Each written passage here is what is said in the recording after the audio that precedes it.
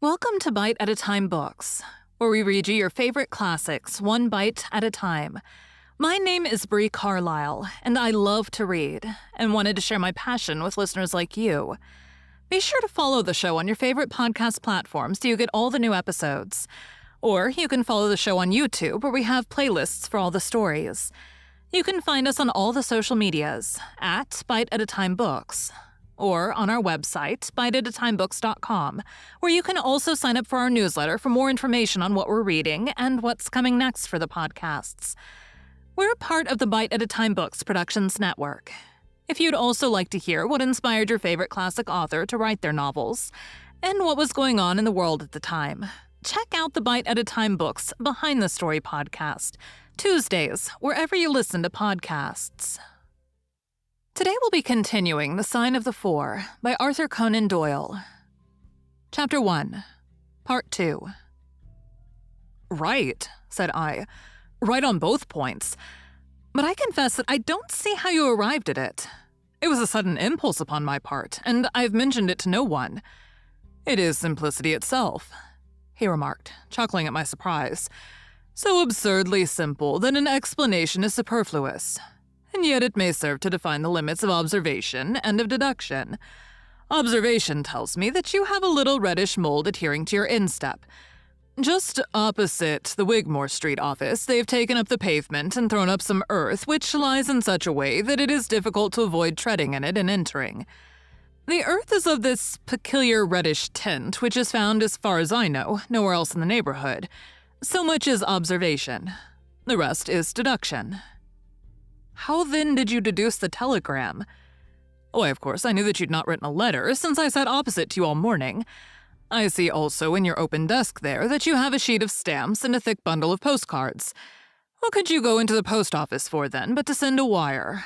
Eliminate all other factors, and the one which remains must be the truth. In this case, it certainly is so, I replied after a little thought. The thing, however, is, as you say, of the simplest. Would you think me impertinent if I were to put your theories to a more severe test? On the contrary, he answered. It would prevent me from taking a second dose of cocaine. I should be delighted to look into any problem which you might submit to me. I have heard you say that it is difficult for a man to have any object in daily use without leaving the impress of his individuality upon it in such a way that a trained observer might read it. Now I have here a watch which has recently come into my possession. Would you have the kindness to let me have an opinion upon the character or habits of the late owner?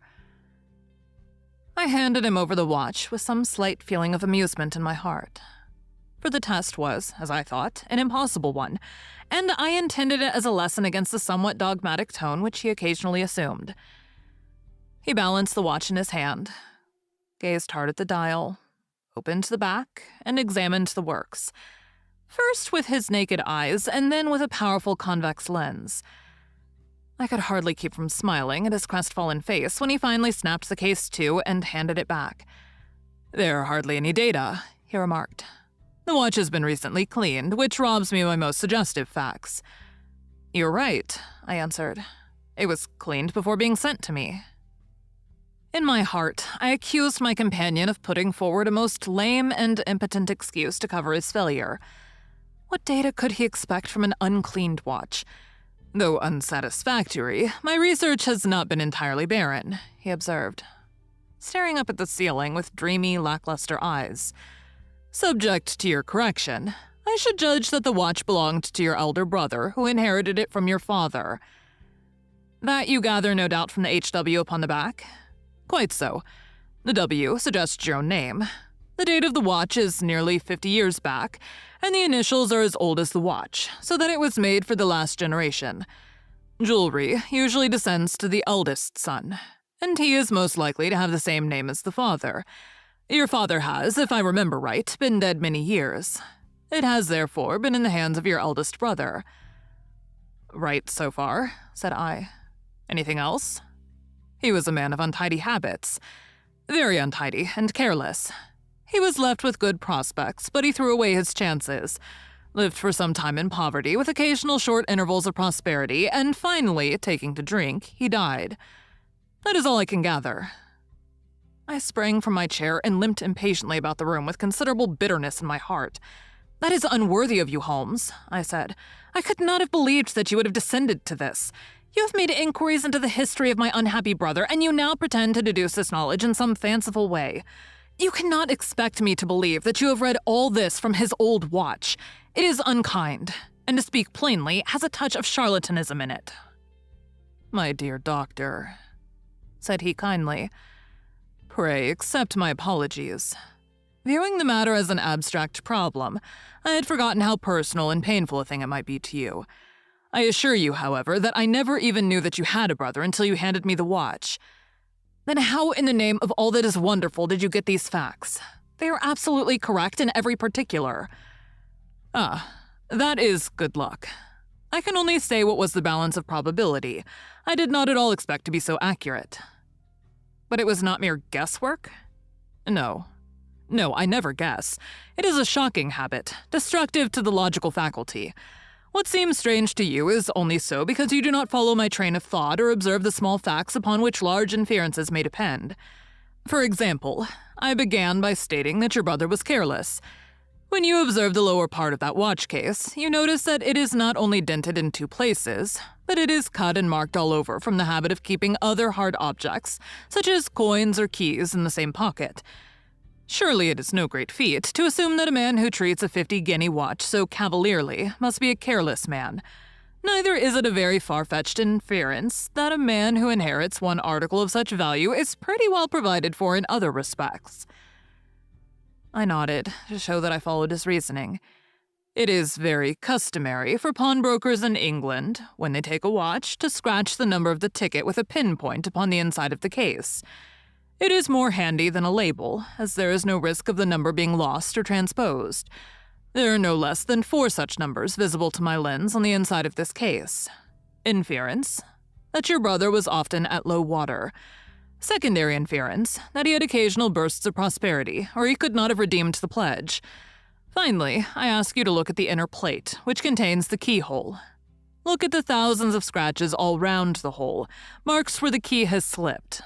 What sober man's key could have scored those grooves? But you will never see a drunkard's watch without them. He winds it at night, and he leaves these traces of his unsteady hand. Where is the mystery in all this?" "It is as clear as daylight," I answered. "I regret the injustice which I did you. I should have had more faith in your marvelous faculty. May I ask whether you have any professional inquiry on foot at present?" "None, hence the cocaine. I cannot live without brain work. What else is there to live for? Stand at the window here. Was ever such a dreary, dismal, unprofitable world? See how the yellow fog swirls down the street and drifts across the dun-colored houses. What could be more hopelessly prosaic and material? What is the use of having powers, doctor, when one has no field upon which to exert them? Crime is commonplace. Existence is commonplace. And no qualities save those which are commonplace have any function upon earth." I had opened my mouth to reply to this tirade, when with a crisp knock, our landlady entered, bearing a card upon the brass salver. "A young lady for you, sir," she said, addressing my companion. "Miss Mary Morstan," he read. I have no recollection of the name. Ask the young lady to step up, Mrs. Hudson. Don't go, doctor. I should prefer that you remain." Thank you for joining Bite at a Time Books today, while we read a bite of one of your favorite classics. Again, my name is Bree Carlile, and I hope you join us tomorrow for the next bite of The Sign of the Four. If you enjoyed our show, be sure to follow us so you get all the new episodes. We would also love for you to drop us a rating on your favorite podcast platform. You can catch us on all the social medias at Bite at a Time Books, or check out our website, biteatatimebooks.com, where you can sign up for our newsletter. Our show is part of the Bite at a Time Books Productions Network. If you would also like to hear about the authors who write the books we read on the show, check out the Bite at a Time Books Behind the Story podcast, wherever you listen to podcasts, or on biteatatimebooksbehindthestory.com.